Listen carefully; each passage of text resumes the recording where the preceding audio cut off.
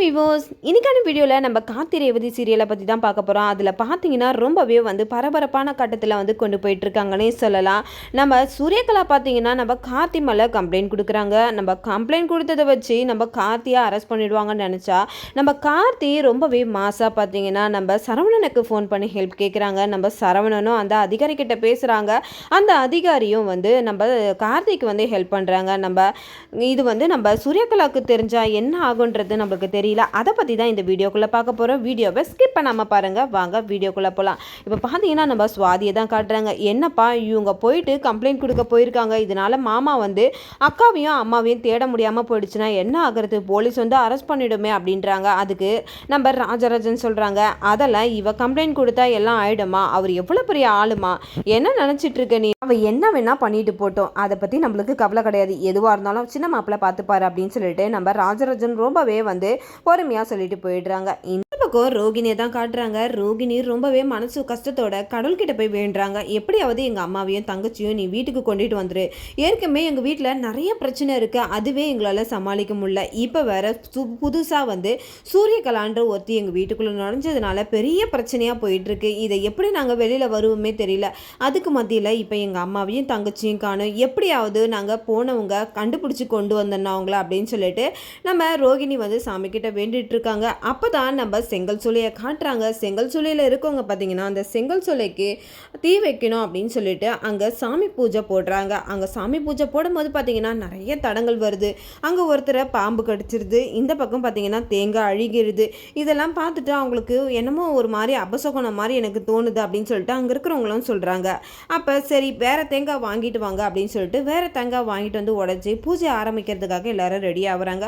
அப்போ தான் ஒருத்தரை பாம்பு கடிச்சிருது. அது பார்த்தோன்னே எல்லாருக்குமே ரொம்பவே அதிர்ச்சி ஆகுது. அப்போ தான் இந்த பக்கம் பார்த்தீங்கன்னா நம்ம கார்த்தியை காட்டுறாங்க. கார்த்தி பார்த்தீங்கன்னா நம்ம ரேவதியை தேடி அலைஞ்சிக்கிட்டு இருக்காங்க. ஒரு பக்கம் சிவனாடியும் முத்துவேலும் நிற்கிறத பார்த்துடுறாங்க. அப்போ நம்ம மயில் சொல்கிறாங்க, எப்பா இவங்க நிற்கிறாங்கப்பா, இவங்க கிட்ட பேசினா ஏதாவது ஒரு க்ளூ கிடைக்கும்ப்பா நம்மளுக்கு அப்படின்னு சொல்லிட்டு மயில் சொல்ல உடனே கார்த்தி காரை நிறுத்திட்டு பேசுகிறாங்க. அப்போ தான் நம்ம கார்த்தியை கிண்டல் பண்ணி பேசுகிறாங்க. என்னப்பா பொண்டாட்டியை தொலைச்ச சோகத்தில் இருக்கியா என்ன அப்படின்னு கேட்குறாங்க. அப்போ தான் என்கிட்ட வீணா அடி வாங்கிடாத, ரேவதியும் என் அத்தையும் எங்கே இருக்காங்கன்னு ஒழுங்காக சொல்லிவிடு அப்படின்னு கேட்குறாங்க. என்னப்பா எப்போ பார்த்தாலும் உன் அத்தை உன் பொண்டாட்டி யாராவது காணாமல் போனால் நாங்கள் தான் அதுக்கு பொறுப்பா, எப்போ பார்த்தாலும் எங்ககிட்ட வந்துடுற அப்படின்னு சொல்லிட்டு ரொம்பவே கிண்டலாக நம்ம சிவனாண்டி பேச, அதுக்கு கார்த்தி என்ன பதில் கொடுக்குறாங்கன்னா, ஒழுங்கு மரியாதை அவங்க இருக்கிற இடம் சொல்லிவிடு, அப்படி இல்லைனா நான் இன்னும் உயிரோட விட மாட்டேன் அப்படின்றாங்க. அதுக்கு அதெல்லாம் எனக்கு தெரியாது, அப்படி மட்டும் நீ தான் அவங்கள கடத்தினேன்னு தெரிஞ்சுதுன்னா அண்ணியோட உன்னோட நாள் கடைசி நாளாக இருக்கும்னு சொல்லிட்டு நம்ம கார்த்தி அவங்களுக்கு கெடு கொடுத்துட்டு போயிடுறாங்க. இந்த பக்கம் சிவனாண்டி நம்ம டேனியை கூப்பிட்டு சொல்கிறாங்க,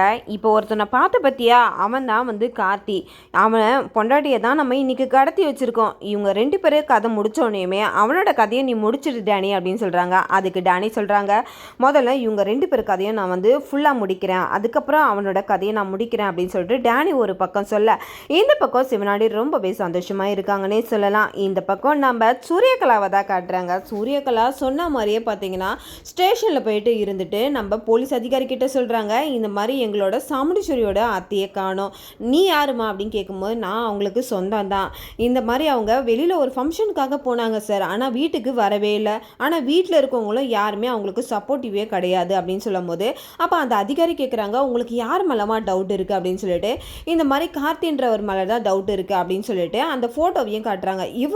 இவர் பெரிய பிஸ்னஸ் மேன ஆச்சமா அப்படின்றாங்க. அதுக்கு எவ்வளோ பெரிய பிஸ்னஸ் மேனாக இருந்தாலும் என்னைக்காவது ஒரு நாள் கடத்தி தானே சார் ஆகணும், அவருக்கு என்னமா மோட்டிவேஷன் இருக்குது அப்படின்னும் போது, இல்லை இந்த மாதிரி அவரோட பொண்டாட்டி அவருக்கு டிவோர்ஸ் கொடுத்துருக்காங்க, அதனால அவங்க ரெண்டு பேரும் பிரிய போகிறாங்க, அந்த விரக்தியில் கூட அவங்க ரெண்டு பேரையும் கடத்திருக்கலாம்ல அப்படின்னு சொல்லிட்டு இல்லாதையும் பொல்லாதையும் அந்த இடத்துல சூரியகலா சொல்கிறாங்க. அதனால சரி ஓகே நீங்கள் ஒரு கம்ப்ளைண்ட் எழுதி கொடுத்துருப்பாங்க, நான் அவர் மேலே ஆக்ஷன் எடுக்கிறேன் அப்படின்னு சொல்லிட்டு அங்கே இருக்கிற அதிகாரியும் சொல்லிடுறாங்க. உடனே நம்ம கார்த்தியும் நம்ம மயிலும் ரேவதி எங்கே இருக்காங்கன்னு சொல்லிட்டு தேடிட்டு போயிட்டு இருக்கும் போது அந்த கார்த்தியோட காரை அந்த அதிகாரிகள் நடக்கிறாங்க. உடனே கார்த்தி, "என்ன சார் எதுக்காக காரை வந்து மறிக்கிறீங்க?" அப்படின்றாங்க. "இல்லை உங்கள் மேலே ஒரு கம்ப்ளைண்ட் வந்திருக்கு." அப்படின்னு. "ஏன் மேலே கம்ப்ளைண்ட்டா? என்ன சார் கம்ப்ளைண்ட்?" அப்படின்றாங்க. "இந்த மாதிரி உங்கள் அத்தை காணாது போனதுக்கு நீங்கள் தான் வந்து காரணம் அப்படின்னு சொல்லிட்டு ஒருத்தவங்க கம்ப்ளைண்ட் கொடுத்துருக்காங்க." அப்படின்னும் போது மயில் கேட்குறாங்க, "யார் சார் அது?" அப்படின்றாங்க. "அந்த சூரியகலான்றவங்க தான் வந்து கம்ப்ளைண்ட் கொடுத்துருக்காங்க." "சார் அவெல்லாம் ஒரு ஆள், அவள் கம்ப்ளைண்ட் கொடுத்தான்ட்டு எடுத்துகிட்டு வந்திருக்கீங்களே சார், அவளே ஒரு ஃபோர்ஜரி சார், அவள் எப்படியாப்பட்டவங்க உங்களுக்கு தெரியுமா?" அப்படின்னு சொல்லும்போது, "அவங்க எப்படியாப்பட்டவங்களா இருந்தாலும் பரவாயில்ல சார், அவங்க கம்ப்ளைண்ட் கொடுத்துருக்காங்க, அந்த கம்ப்ளைண்ட்டை நாங்கள் எடுத்து தானே ஆகணும்." அப்படின்னு சொல்லிட்டு அதிகாரியும் சொல்கிறாங்க. இதை கேட்டுட்டு கார்த்தி வந்து சொல்கிறாங்க, "நான் கொஞ்ச நேரத்தில் வரேன் சார்." "இல்லை சார், எங்கள் பின்னாடியே நீங்கள் வாங்க, நான் உங்களை விசாரிக்கணும்." அப்படின்றாங்க. அதனால கார்த்தியும் மயிலும், "நீங்கள் போங்க சார், நான் உங்கள் பின்னாடியே வரோம்." அப்படின்னு சொல்கிறாங்க. உடனே நம்ம கார்த்தியும் ஸ்டேஷன் போயிடுறாங்க. அங்கே போனதுக்கப்புறம், "நீங்கள் உட்காருங்க சார், நான் உங்ககிட்ட விசாரிக்கணும்." அப்படின்றாங்க. கார்த்தி சொல்கிறாங்க, "இல்லை பரவாயில்ல, நான் ஒரு ஃபோன் மட்டும் பண்ணிக்கிட்டுமா?" அப்படின்னு கேட்குறாங்க. "சரி பண்ணிக்கோங்க." அப்படின்றாங்க. உடனே நம்ம கார்த்தி சரவணனுக்கு ஃபோன் பண்ணி இங்கே நடக்கிற விஷயம் எல்லாத்தையும் சொல்கிறாங்க. உடனே அந்த அதிகாரி பேரையும் சொல்கிறாங்க. உடனே அவங்க ஃபோன் வாங்கி பேசுகிறாங்க. "சார், அவரை பற்றி எனக்கு தெரியும் சார், அவர் என்னோடய ஃப்ரெண்டு தான், அவர் மேலே வீணாக ஒரு பழியை போட்டிருக்காங்க, நீங்கள் எதுக்கும் கவலைப்படாதீங்க, அவர் எங்கேயும் போக மாட்டார், ஆனால் இப்போ மட்டும் அவரை கொஞ்ச நேரம் வெளியில் விடுங்க, ஒய்ஃபையும் அவங்க அத்தையும் தேடி முதல்ல கண்டுபிடிக்கிட்டோம் சார், அதுக்கு நான் கேரண்டி அவர் எங்கேயும் போக மாட்டார்." அப்படின்னு சொல்லிட்டு அதிகாரி கிட்ட வந்து நம்ம சரவணனும் பேசுகிறாங்க. அதனால அதிகாரியும் நம்ம கார்த்தியை விட்டுறாங்க. கார்த்தி இந்த கோவத்தோட வந்து கார் எடுத்துக்கிட்டு வந்துட்டு இருக்காங்க. அப்போ தான் பார்த்தீங்கன்னா அந்த கடத்தின ஆள் பார்த்தீங்கன்னா அவங்க குழந்தை வந்து அந்த காருக்கு முன்னாடி நின்றுடுது. அந்த காருக்கு முன்னாடி நின்ன உடனே கார்த்தி ரொம்பவே பதறி அடித்து வெளியில் வராங்க. "என்னம்மா, ஒரு வண்டி வருதுன்னு கூட பார்க்காம ரோட்டில் விளையாட விட்டுருக்கீங்க குழந்தைய?" அப்படின்னு கேட்குறாங்க. "இல்லை சார், கொஞ்ச நேரம் விளையாட விட்டேன், அது இப்படி ஆகும்னு கூட நான் நினச்சி கூட பார்க்கல சார், ரொம்ப நன்றி சார், எங்கள் குழந்தைக்கு எதுவும் ஆகாமல் நீங்கள் வந்து இது பண்ணியிருக்கீங்க." அப்படின்னும் போது, "நன்றியெல்லாம் எதுக்குமா?" அப்படின்னு சொல்லிட்டு நம்ம கார்த்தி பேசிக்கிட்டே இருக்கும்போது சடனாக பார்த்தீங்கன்னா நம்ம ரேவதியோட செயின் அந்த குழந்தையோட கழுத்தில் இருக்குது. அதை பார்த்துட்டு நம்ம கார்த்தி ரொம்பவே அதிர்ச்சி ஆயிடுறாங்க. அப்போ தான் அந்த அம்மா கிட்ட போய் கேட்குறாங்க, "இந்த செயின் நீங்கள் எங்கே வாங்கினீங்க?" அப்படின்னும் போது, "இல்லை சார், நான் வாங்கலை, என்னோட புருஷன் தான் இப்போ எடுத்துகிட்டு வந்து குழந்தைக்கு போட்டாங்க, புதுசாக வாங்கினேன்." அப்படின்னு சொல்லிட்டு சொல்லும் போது, "உங்கள் புருஷன் என்ன வேலை செய்கிறான்னு சொல்லிட்டு டீட்டெயிலாக விசாரிக்கும் போது தான் தெரியுது, அவர் ஏதோ ஒரு வேலை செய்கிறார் சார், அதான் எங்களுக்கு தெரியாது." அப்படின்னும் போது, "இல்லைம்மா, இது என் ஒய்ஃபோட செயின் தான், என்கிட்ட வந்து பில்லும் இருக்குது." அப்படின்னு சொல்லிட்டு கார்த்தி சொல்கிறாங்க. அப்போ தான் நம்ம அந்த ஆளோட ஒய்ஃப் சொல்கிறாங்க, "எனக்கு அப்போவே சந்தேகம் இருந்தது சார், இந்த ஆள் வந்து ஏதோ ஒரு வேலை பண்ணியிருக்கான், அதனால தான் எங்களால் இந்த செயின் வாங்க முடியாது, ஆனால் இந்த ஆள் சொல்கிறான் எனக்கு இந்த செயின் நான் இன்றைக்கி வாங்கிட்டு வந்தேன் அப்படின்ட்டு, அதுவும் இல்லாமல் பணம் வர கொடுத்தான் சார்." அப்படின்னு சொல்லிட்டு அந்த அம்மா எல்லா விஷயத்தையும் சொல்லிடுறாங்க. உடனே அந்த ஆள் இருக்கிற இடத்தையும் வந்து சொல்லிடுறாங்க. அதனால நம்ம கார்த்திக்கு ரொம்பவே யூஸ்ஃபுல்லாக இருந்ததுன்னு சொல்லலாம். நம்ம கார்த்தி அந்த ஆளை தேடிக்கிட்டு அந்த ஒயின் ஷாப்புக்கு போகிறாங்க. அங்கே போய் அந்த ஆள் அடித்து, "உனக்கு ஏது இந்த செயின், நீ எப்படி இந்த செயினை எடுத்த?" அப்படின்னு சொல்லிட்டு அடின்னு அடிக்கிறாங்க. அடித்த உடனே அந்த ஆள் சொல்லிடுறான், "இந்த மாதிரி வந்து சிவனாண்டியும் முத்துவேலும் தான் எனக்கு காசு கொடுத்து இந்த மாதிரி வேலையை பண்ண சொன்னாங்க, அதுவும் இல்லாமல் டேனின்றவன் தான் அவனோட ஆள் தான், அவன் தான் எனக்கு இவ்வளோ பணம் கொடுத்தான்." அப்படின்னு சொல்லிட்டு எல்லாம் உண்மையாக அந்த இடத்துல சொன்ன உடனே நம்ம கார்த்திக்கு அது ஒரு க்ளூவாகவே மாறிடுச்சுன்னு சொல்லலாம். நம்ம கார்த்தி உடனே வேகமாக வராங்க. இந்த பக்கம் இந்த விஷயம் வந்து நம்ம சிவனாண்டிக்கு தெரிஞ்சிடுது. உடனே சிவனாண்டி டேனி கிட்ட சொல்கிறாங்க, டேனி நீ வச்ச ஆள் வந்து எல்லா விஷயத்தையும் வந்து கார்த்திகிட்ட சொல்லிட்டான், இப்போ நம்ம மாட்ட போகிறோம், என்ன பண்ணுறதுனே தெரியல டேனி எனக்கு." அப்படின்னும் போது டேனி சொல்கிறாங்க, "நீ எதுக்கும் கவலைப்படாத, நான் பார்த்துக்கிறேன்." அப்படின்னு சொல்லிட்டு ரொம்பவே தைரியமாக வந்து இந்த பக்கம் சொல்லிக்கிட்டு இருக்காங்க. அப்போ தான் செங்கல் சூளையில் இருக்கிறவங்க அடுத்த பூஜையை ஆரம்பிக்கலாம்னு சொல்லிட்டு இந்த பக்கம் ஆரம்பிக்கும் போது இன்னொரு ஆளுக்கு ஆக்சிடென்ட் ஆகிடுது. அதை பார்த்துட்டு எல்லாருக்குமே ரொம்பவே வந்து கஷ்டமாயிடுது. என்னடா இது அபசுகனமாகவே இருக்குது, ஒரு வேளை ஏதாவது நம்ம தவறுதலாக பண்ணிட்டோமான்னு சொல்லிட்டு யோசிக்கிறாங்க.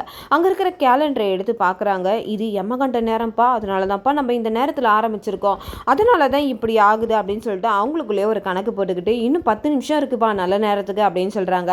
அதுக்குள்ளே பார்த்தீங்கன்னா நம்ம கார்த்தி அந்த இடத்துக்கு மாசா வந்துடுறாங்க. வந்ததுக்கப்புறம் செங்கல் சூளையில் ஒரு இடமா பார்க்குறாங்க. நம்ம ரேவதியும் நம்ம சாமுண்டீஸ்வரியும் எங்கே இருக்காங்க அப்படின்னு சொல்லிட்டு அங்கே பார்த்துட்டு நம்ம ரேவதியை பார்த்தோன்னே ரொம்பவே அதிர்ச்சி ஆயிடுறாங்க. 2 பேரும் மயக்கத்தில் இருக்காங்க.